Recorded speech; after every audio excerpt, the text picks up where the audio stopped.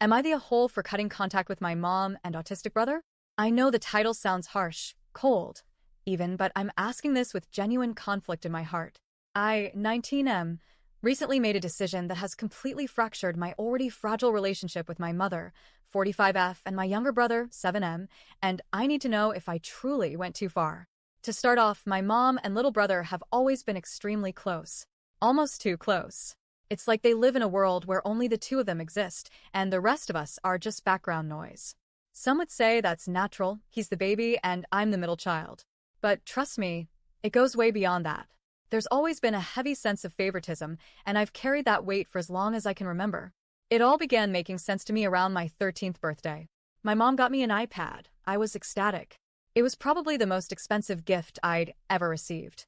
But just a few days later, she took it away from me because I was failing science. And by failing, I mean I had a B-. At the time, I couldn't fight it. I was a kid, and I was told I didn't really own anything. But it still stung, especially when she gave the iPad to my 2-year-old brother instead.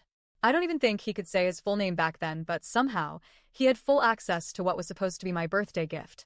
Within a year, the iPad was totally destroyed, cracked, soaked, dropped, smashed. And I had to sit there, quietly watching it unfold. Over the years, the favoritism only grew more obvious. I had to beg, literally plead, for new clothes, and when she finally agreed, it'd be limited to maybe 2 shirts and a pair of jeans. Meanwhile, my little brother was getting new outfits, shoes, and accessories like it was a subscription box arriving every week. I'm not even exaggerating. One time I remember wearing shoes with holes in them through winter because she said we couldn't afford new ones. Yet that same week, my brother got new sneakers that lit up when he walked. Now I know this is where people say, well, he's autistic, maybe he has specific needs. I understand that, and I've always tried to be patient, but there's a difference between providing for a child's needs and spoiling them into becoming a tyrant. And that's exactly what happened. He started getting aggressive. First, it was verbal. He'd call me names, rude, mean, unprovoked. But soon it became physical. He started hitting, and when I say hitting, I don't mean playful slaps. I mean punches. Hard ones. I work out. I lift weights. I train regularly. And this 7-year-old would still land hits that hurt. One time he broke my glasses. I didn't have the money to replace them, so I walked around with taped-up frames for an entire year. Another time, I had bruises on my stomach from where he repeatedly punched me during one of his meltdowns.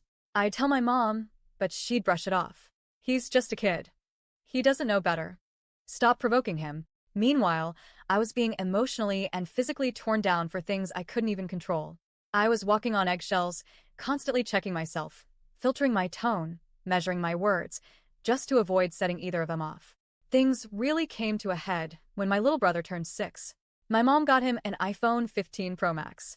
Let me repeat that. A 6-year-old got a brand new flagship phone. Meanwhile, I, a 17-year-old college-bound student with a scholarship and an AP capstone diploma, was still using a cracked, sluggish iPhone 11 that barely held a charge. I didn't even get a congrats dinner for graduating early.